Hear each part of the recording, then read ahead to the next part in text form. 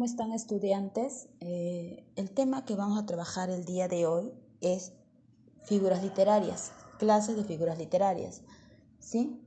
Las figuras literarias, también conocidas como figuras retóricas, son formas no convencionales de emplear las palabras para darlas de expresividad, visibilidad o belleza, con el objeto de sorprender, emocionar, sugerir o persuadir.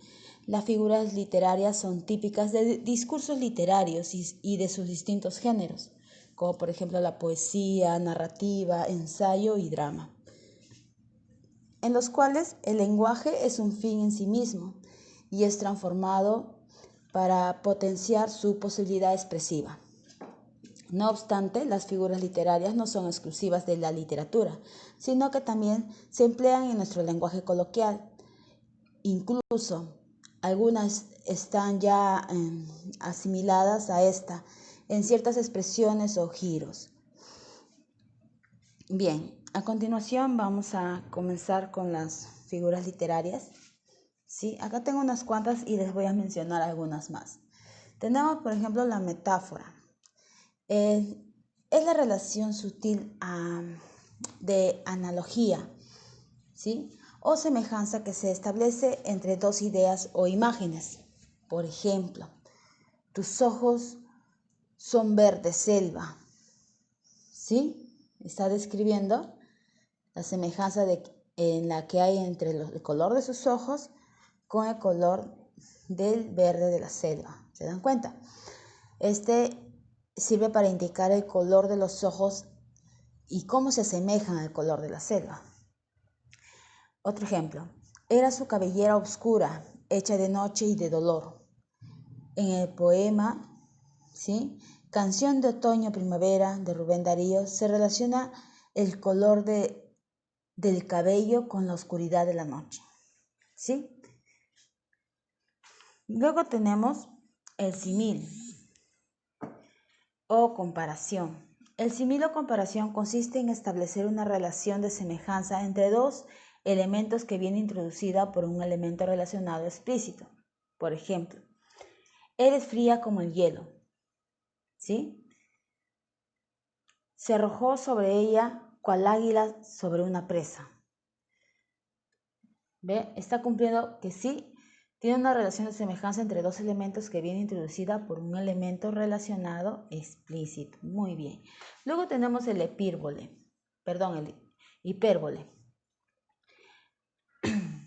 Tiene lugar cuando se aumenta o disminuye de manera exagerada un aspecto característica de una cosa.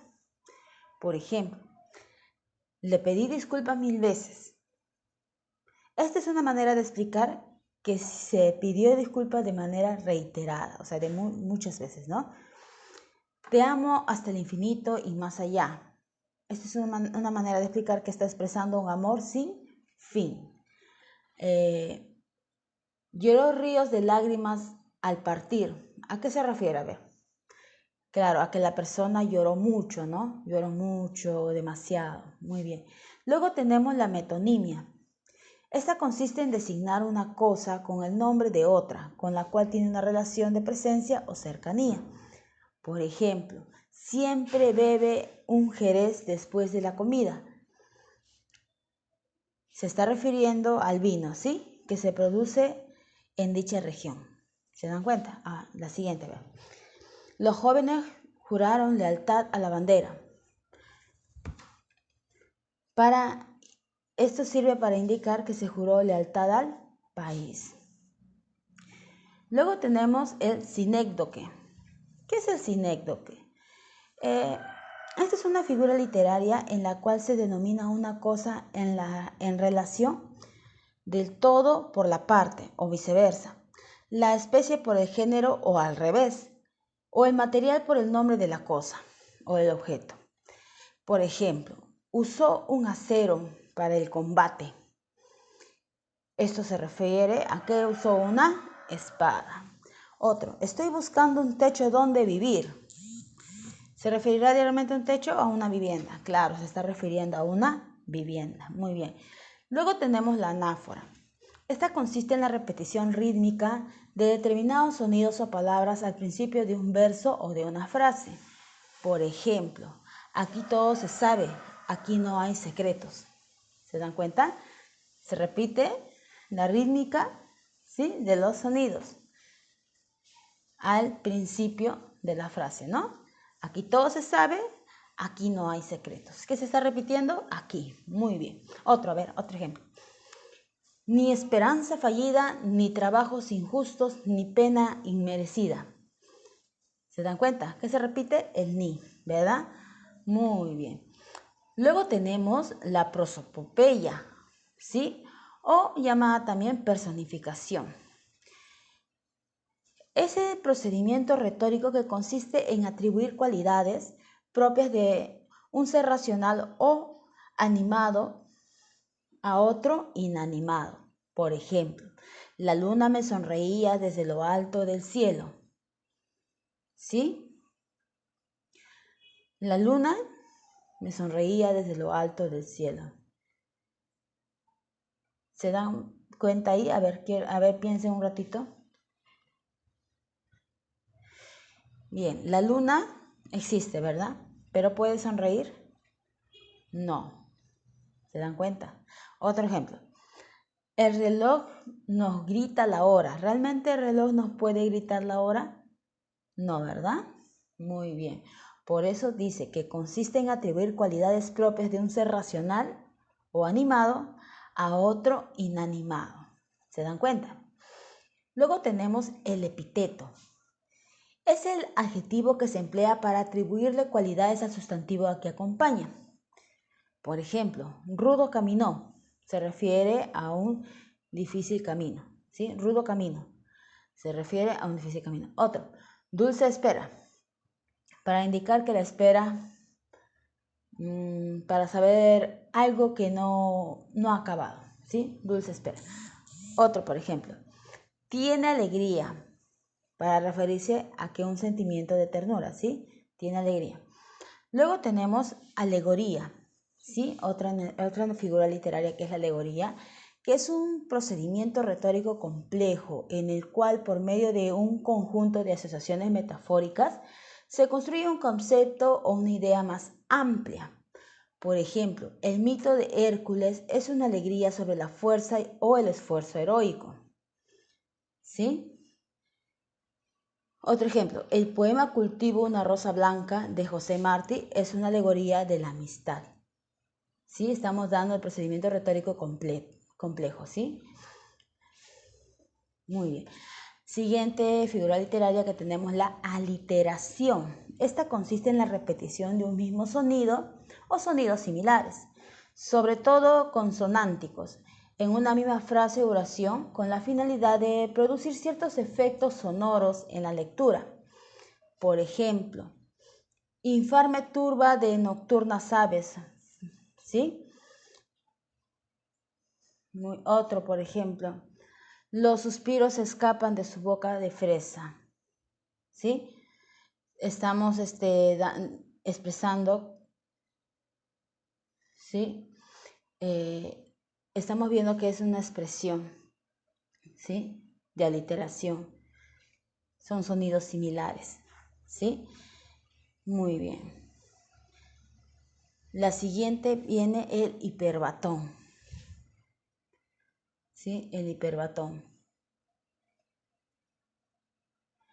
Es una figura literaria en la que se altera el orden convencional de las palabras por razones expresivas o, en el caso de la poesía, para ajustarlo a la métrica, el ritmo o la rima de la frase.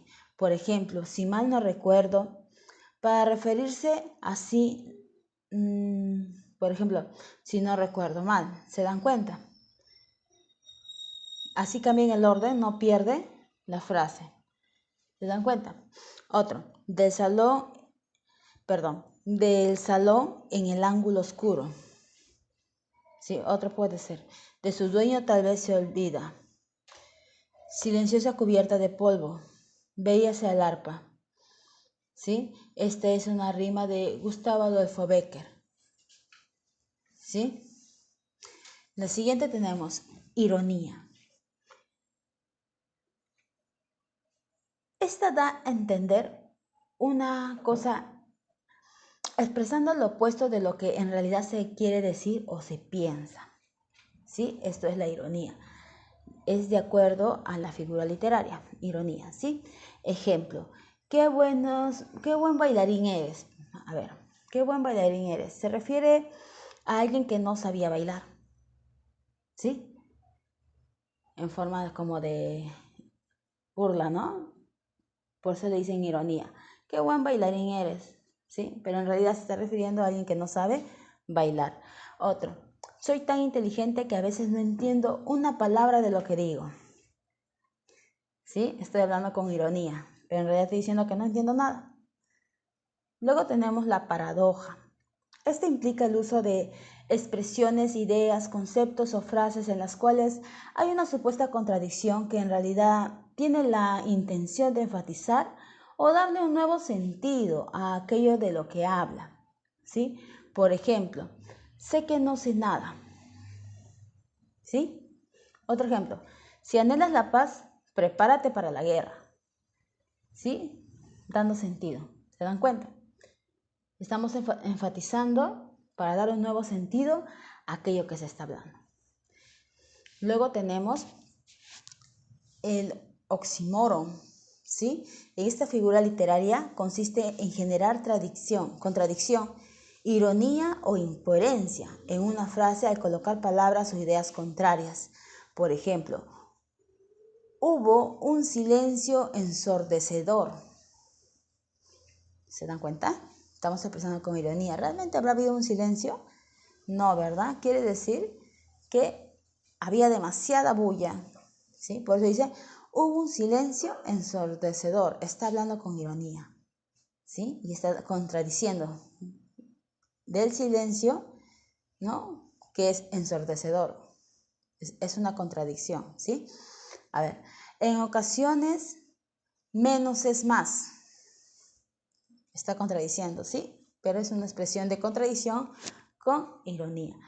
Luego tenemos la onomatopeya. Es la representación escrita de un sonido como, por ejemplo, clic, crack, plaf, puff, pues, y otros más. Es una manera de vocalizar los sonidos que pueden generar ciertos objetos o animales. Por ejemplo, al prestar el plástico sonó crack, indicando que lo había roto. ¿Se dan cuenta? Otro, ver.